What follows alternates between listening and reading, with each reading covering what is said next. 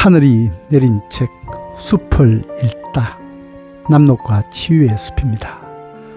껍질이 벗겨져 얼룩덜룩한 줄기는 우람하게 하늘로 뻗으며 가지마다 달린 손바닥보다 크고 갈래진 잎은 짙은 그늘로 여름의 뜨거운 햇살을 가려주다.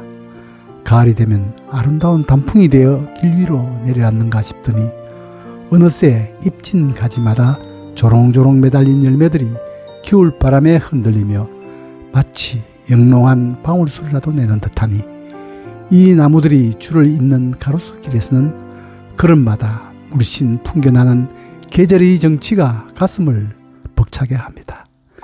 이 나무를 우리는 흔히 플라타너스라고 불러왔습니다만 정식 명칭은 양버점나무입니다. 플라타너스라는 이름은 이 나무의 학명 플라투너스를 영어식으로 발음한 것입니다. 잎이 넓다거나 잎을 넓게 펼친다는 뜻의 플라티스의 어원을 둔 라틴어나 그리스에서 유래된 말입니다. 그래서 영어명도 잎이 넓거나 평평하다는 의미의 플랜투리라고 하지요. 종소명인 옥시덴탈리스는 서쪽을 의미하는데 양버점나무는 북미 동부가 원산지이므로 유럽 쪽에서는 북미 대륙이 서쪽이어서 이름을 그렇게 붙이게 된 거랍니다. 학명이 잎의 특징에서 온 것이라면 중국은 일구현영목, 일본은 아메리카 영현목이라고 하였다니 방울처럼 달린 나무 열매의 모습에서 이름을 딴 것이겠습니다. 북한도 방울나무로 부른다지요. 우리나라에서는 나무 껍질에 버짐이 생겨난 듯 얼룩이 지고 서양 쪽에서 온 나무이기에 양버점나무란 명칭을 붙였다고 합니다. 식물 이름의 유래를 기록한 조선식물향명집에서는 양버점나무를 플라탄나무라고 했다는 기록이 있는데 양버점나무란 이름이 언제부터 누구에 의해서 붙여지게 되었는지는 분명하지 않으나 한동안 플라타너스 등으로 불리다가 1980년대 어느 시점에 학계에서 양버점나무로 공식화시킨 것이 아닐까 싶습니다. 영어명의 플랜에는 대패라거나 대패질하다라는 뜻도 있는데 대패질할 때 밀려나는 나무 조각 모양이 그 무렵 아이들의 얼굴이나 머리에 흔히 지저분하게 퍼져 있던 버짐과 비슷하였고 이것이 영어명 플랜과도 대체로 부합한다고 생각하여 지금은 방언이 된 버점이라는 말을 나무 이름으로 쓰자고 한 것은 아닐까 상상해 봅니다. 플라투너스라는 속명을 가진 식물은 세계적으로 11종이 있다고 하며 우리나라 국가표준식물 목록에는 양버점나무 외에도 버점나무와 단풍버점나무 종이 등재되어 있습니다. 버점나무는 서아시아에서 지중해에 이르는 유럽 지역이 원산지이므로 아메리카 지역이 원산인 양버점나무와 구분짓기 위해서 동쪽을 뜻하는 종소명 오리엔탈리스가 붙었다고 합니다. 단풍버점나무는 버점나무와 양버점나무의 잡종으로 알려져 있습니다. 버점나무류는 암수 한그루로 암꽃 차례는 잎 겨드랑이에 초록색 꽃대에 닭벼슬처럼 검붉은 머리를 가진 수많은 꽃들이 모여 있고 수꽃은 연두색 머리를 가집니다. 꽃대에 달리는 꽃차례 수는 가지에 붙은 열매 수와도 거의 일치하지요. 열매는 해바라기처럼 한 개의 씨앗이 얇은 열매 껍질에 들어 있습니다.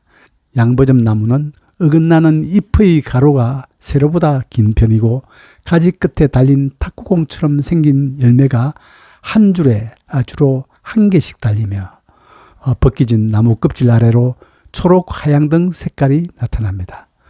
버점나무는 잎의 세로가 더 길어 좀 날씬해 보이며 여러 개의 열매가 달리고 얇은 껍질이 쉽게 벗겨져서 멀리서는 나무 줄기가 희멀쑥하게 보이기도 하지요. 단풍버점나무는 잎이 가로 세로의 균형을 잡고 있다거나 열매가 주로 2개씩이고 숲피는 양버점나무와도 비슷합니다. 그러나 양버점나무 종류를 잎이나 줄기로 구분하긴 쉽지 않아 보입니다. 따뜻한 봄이 오면 겨우내 가지에 달려있던 열매 한쪽이 툭 갈라지면서 낙하산 같은 털을 단 씨앗들이 바람을 타고 하늘을 나르기 시작합니다. 양버점나무는 원산지에서나 우리나라 민간요법에서도 줄기나 잎, 열매를 감기, 기침, 피부병, 위장병 등과 가구 용제로도 사용한다고 하였으나 무엇보다도 가로수로 대표되는 나무입니다.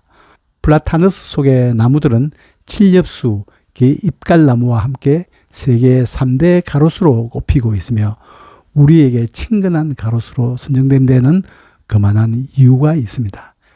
1년에 1 내지 2m씩 빠르게 자라서 40 내지 50m까지 자라며 열매나 가지, 삽목 등으로 번식하지만 이식력, 맹화력이 좋고 추위에도 강하다지요.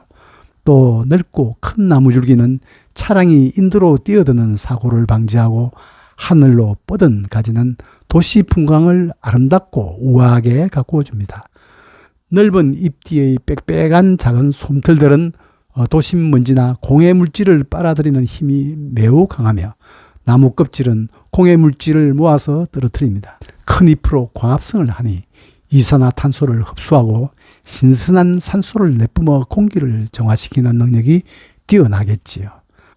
공해에 버티는 힘이 강할 뿐 아니라 안무 땅에서도 잘 자라나며 가지치기에도 금방 수영을 회복하니 도심 가로수로 아주 유리한 것입니다. 무성한 큰 잎은 수증기를 발산하는 살아있는 가습기이며 잎 자체가 완벽한 그늘막이 될 뿐 아니라 큰 잎으로 콘크리트나 아스팔트 위로 쏟아지는 햇빛을 막아주어 복사열과 도시의 열섬 현상의 감소에도 기여합니다. 가히 가로수의 왕이라고 불만도 합니다. 기원전 5세기경에 그리스의 가로수로도 심어졌다고 하고 히포크라테스가 제자들을 가르치던 곳도 이 나무 아래였다고 하며 로마 교회 왕족 별장의 가로수로도 사용되었다 하지요. 런던 가로수의 90%, 파리 가로수의 50%가 이 나무들로 이루어졌다고도 들었습니다. 세계에서 가장 나이 많은 양버점 나무는 그리스 크레타 섬의 크라시 마을에 있다는데 2200세쯤이나 된다던가요. 인천 자유공원에 가면 자연스럽게 자라난 양버점 나무들을 많이 볼 수 있는데 우리나라에 현존하는 최고령의 양버점 나무도 이곳에 있습니다. 1884년에 심어졌다고 하니 나이가 거의 140세에 가깝겠습니다. 2003년 아름다운 숲 전국 대상을 받은 경북 영천의 임고초등학교 교정의 양버점 나무들은 이 학교 개교 때인 1924년 4월에 10여 년 이상 자란 나무들을 식재한 것이라고 하니 아마도 1910년쯤에는 우리나라에 양버점 나무들이 다수 들어와 있었던 것이 아니었을까 짐작해 봅니다. 제가 다니던 초등학교 교정에도 아름드리 양버점 나무가 여러 그루 있어 더울 때면 그늘 아래서 굿을 치기며 땅 따먹기 등 놀이를 하던 기억이 여전히 생생합니다. 건설교통부가 뽑은 한국의 아름다운 길 100선에 등재된 청주 가로수길에 있는 1600여 그루 양버점 나무들은 1952년부터 심어진 것이라고 합니다. 일제강점기에는 미루나무를, 이후부터는 양버점 나무가 집중적으로 심어졌다는데요. 1980년대까지만 해도 은행나무가 39%, 양버점 나무가 24.5%로 전국 가로수 중에서 이 두 나무가 반 이상을 차지했으며 대구광역시의 경우 1995년 조사 때 가로수의 47% 이상이 양버점 나무였다고 합니다. 그러나 2011년 말에는 식재율이 6%대로 떨어졌고 2016년 이후는 거의 심지를 않았으므로 2018년 전국 가로수 수종별 비율에서는 3.1%까지 크게 감소되었습니다. 양버점 나무는 오랜 세월 동안 우리나라의 가장 흔한 가로수 중의 하나로 한때는 쾌적한 도시 환경, 아름다운 경관, 넉넉한 그늘과 휴식 공간을 제공하였고 탄소 흡수와 미세먼지를 감소시키는 도시 숲의 핵심 역할을 훌륭히 해내었으며 전국 도심의 가로, 교정이나 공원 등에서 당당히 자리를 차지하던 나무였습니다. 그러나 간판을 가리고 교통 흐름이나 건축 공사에 방해가 된다, 전선과 얽힌다, 늙거나 병들어 넘어지면 보행자를 덮칠 위험이 있다, 청소가 어렵고 가지를 쳐내는 경비가 많이 든다, 수종을 다양화해야 한다, 꽃가루가 알레르기를 유발한다는 등 온갖 이유로 싹쓸이하듯 베어지기도 했으며 위용을 자랑하던 나무들이 줄기와 가지가 무자비하게 잘려나가 남겨진 몸통은 스트레스를 받아 심한 병충해로 썩거나 뻗어난 맹아지가 산발한 머리 모양이 되고 닭발, 젓가락 가로수로 불릴 만큼 기괴하게 변해가는 상황이 되었습니다.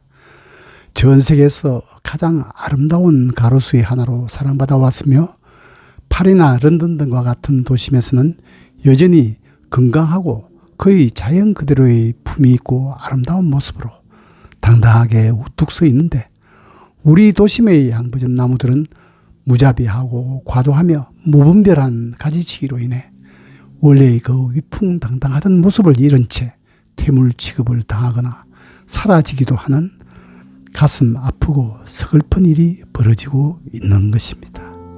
꿈을 아느냐 내게 물으면 너희 머리는 어느덧 파란 하늘에 젖어 있다. 너는 사모할 줄은 모르나 너는 내게 있는 것으로 그늘을 누린다. 먼 길에 오를지 홀로 되어 외로울지 너는 거기를 나와 같이 걸었다. 시인의 노래에서처럼 꿈을 향하듯 높이 솟는 줄기는 꿈을 간직하고 이루려는 우리들의 노력을 격려하여 주었습니다. 생색내지 않는 그대로의 넉넉함으로 유익과 위로를 주었으며 우리가 더욱 겸허해져야 함을 깨우치게 하였습니다. 외롭고 힘들 때마다 우러러 보노라면 그 듬직한 자태가 친구처럼 스승처럼 우리를 다독이고 이끌면서 희망과 용기를 주기도 하였습니다. 그러함에도 여기저기서 터무니없이 잘려지고 천대받아 그 수려하던 본래의 모습을 잃게 되었지만 순교자처럼 여전히 굳건하고 말없이 어려움을 견뎌내는 모습은 세월이 흐르면서 우리가 버려야 할 것과 지켜야 할 것이 무엇인지를 말해주는 듯도 합니다. 선인들이 공적이나 은혜를 쉽사리 잊으며 한순간의 이로움과 자신의 생각에만 갇혀 타인에게 곧잘 상처를 주고 나는 우리들에게는 한없는 부끄러움을 일깨워 주려는 듯도 합니다. 이 나무의 꽃말이 용서와 화해임은 우리에게 새삼스러운 감동과 울림으로 다가오지 않으시는지요.